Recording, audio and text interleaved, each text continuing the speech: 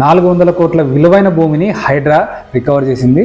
మాదాపూర్లోని hitech సిటీకి ఆనుకొని ఈ జూబ్లీ ఎంక్లేవ్ అనే లేఅవుట్ ఉంది. ఈ లేఅవుట్ని 1995లో వేశారు.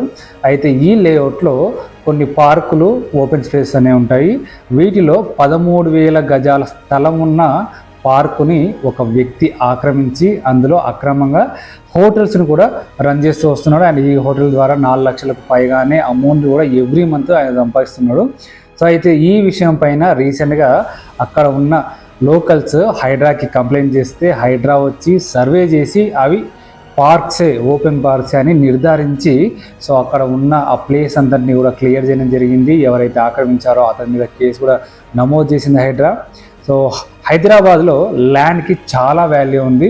సో కాబట్టి ఎక్కడ పడితే అక్కడ ఆక్రమణలు జరుగుతూ ఉంటాయి. సో ఇలాంటి హైదరాబాద్కి హైడ్రా అనేది ఖచ్చితంగా అవసరమని ఈ ఇన్సిడెంట్ తెలియజేస్తుంది. దీనిపైన మీరేమంటారు?